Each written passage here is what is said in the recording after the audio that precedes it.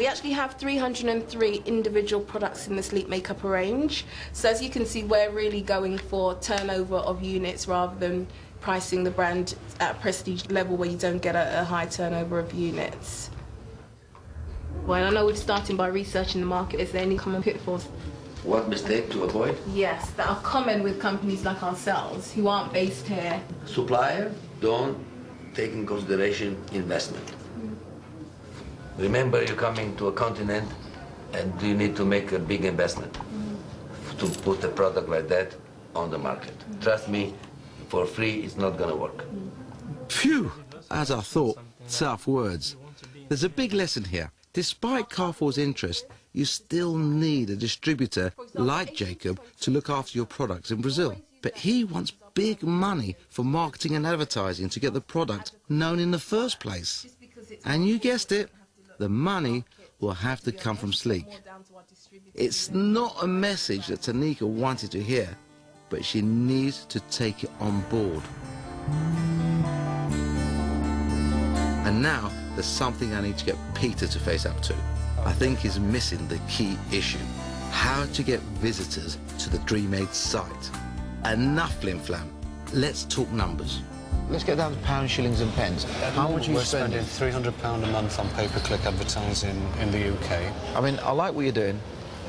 I just see it really balancing on one thing only. Exposure.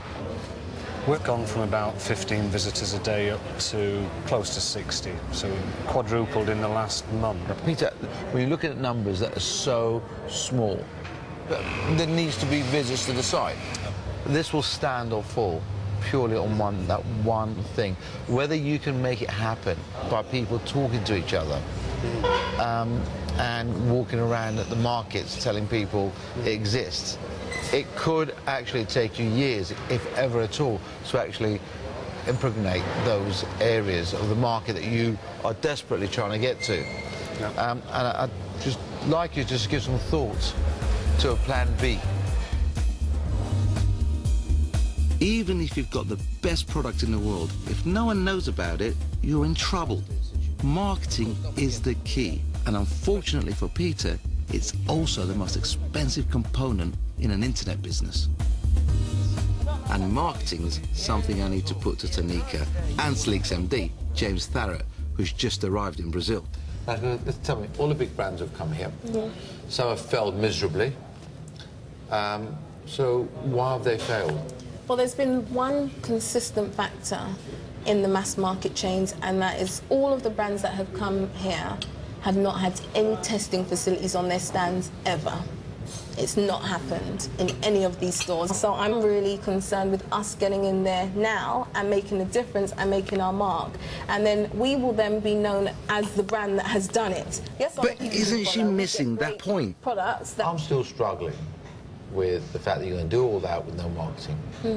Well, there is marketing. There is marketing. There is marketing. Where is it? We've got guidance from, well, basically, we've only identified distributors who have in-house marketing experience. Have got No. Every distributor does marketing. No. Who's going to pay for the marketing? Well, you've got 40% for the distributor. Yeah. What's usual here is about a 5% allocation from that for marketing. Within the 40%? Yes, within the 40%. There's not enough there. Well, this is what their requirements are Peanuts. in It's terms peanuts. of. Okay, it may be peanuts, in your opinion, No, but I think it's not my opinion. It's got nothing to do with it whatsoever. My opinion is totally irrelevant. It's what's going on in the market. That is absolutely peanuts. Well, I think when we compare it to what the other brands who are doing, who we're compared to, I think it's enough to start. I think if the Whilst I admire Tanika's tenacity, she's wrong.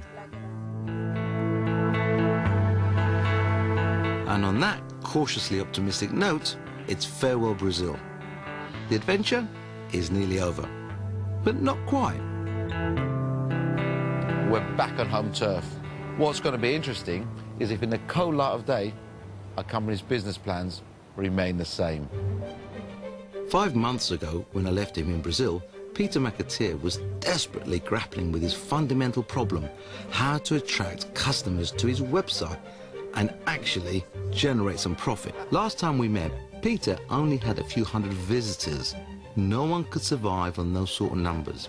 So, how's he been doing since? Well, apparently he's got some good news and bad news. The good news is that we've gone from circa 1,000 people visiting the site a month, and we're now up at, it's about 4,500 to 5,500 in Brazil. How much money have people spent? It's embarrassing, to be honest, in terms of how much I've spent versus how much they've spent.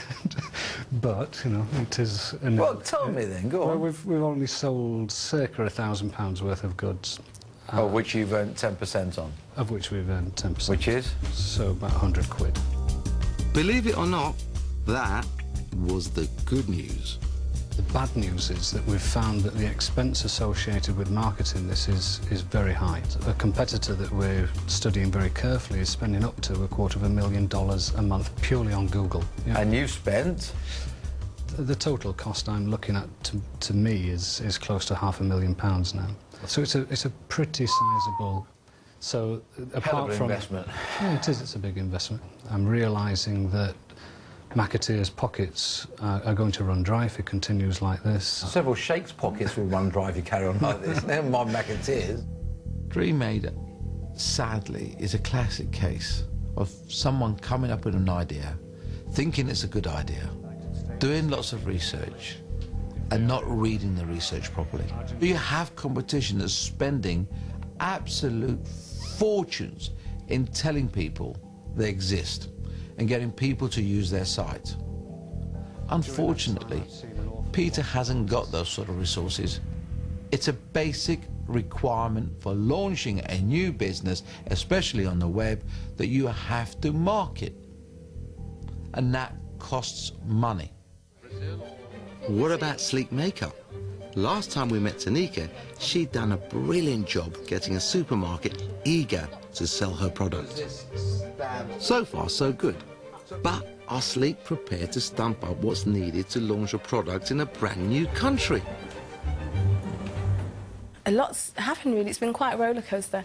We were always told that the actual contract would be the difficult part with Brazil because there's a lot of red tape, and that's what we found, really. We've only actually signed with a distributor as of last week, and that's Well, hold on. 4 months on. You've signed with a distributor? Yep, as of only last week. Well, congratulations. Thank you. That's great news. But has she listened to my advice on marketing? Compared to you. I mean, I questioned whether you had enough marketing spend within the figures you're offering your distributors. And we increased it. You increased that? Yes, we did. You were right. We've given them quite a significant margin. Right. And it's to allow for a 90% spend marketing. And the reason for that is we believe it's a tremendous potential market for us. And we listened, and we need to invest to make it work. Exciting times. Yeah. Have I got any grey hairs yet? Well, that's a relief. She was certainly giving me grey hairs.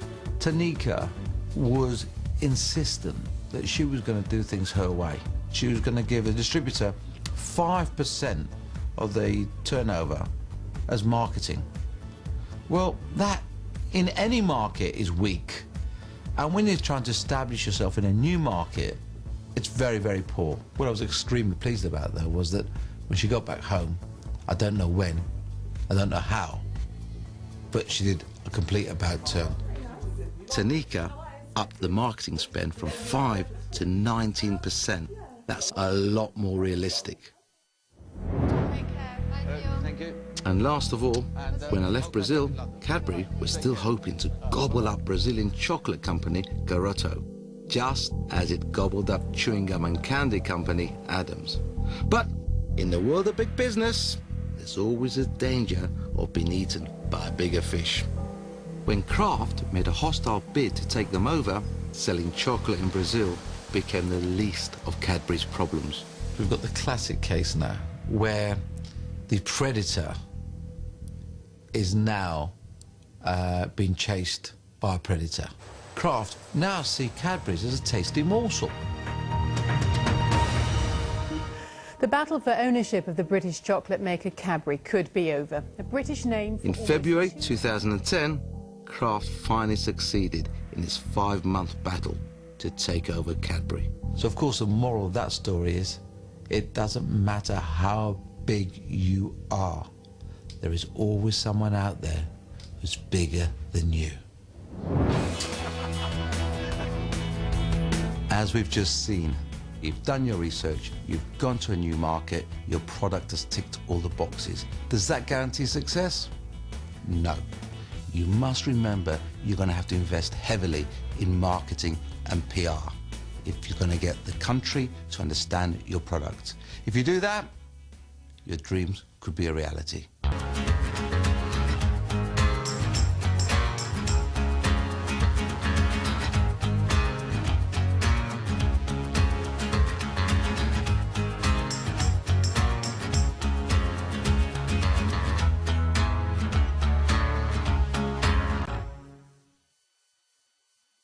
Researching the market, is there any common pitfalls? What mistake to avoid? Yes, that are common with companies like ourselves who aren't based here. Supplier, don't take in consideration investment. Remember, you're coming to a continent and you need... That Tanika wanted to hear, but she needs to take it on board. And now there's something I need to get Peter to face up to. I think he's missing the key issue. How to get visitors. We actually have 303 individual products in the sleep makeup range. So as you can see, we're really going for turnover of units rather than pricing the brand at a prestige level where you don't get a high turnover of units. Well, I know we're starting by... to make a big investment to put a product like that on the market. Trust me, for free it's not going to work. Phew! As I thought, tough words. There's a big lesson here. Despite Carrefour's interest, you still need a distributor like Jacob to look after your products in Brazil. But he wants big money for marketing and advertising to get the product known in the first place. And you guessed it, the money will have to come from Sleek. It's not a message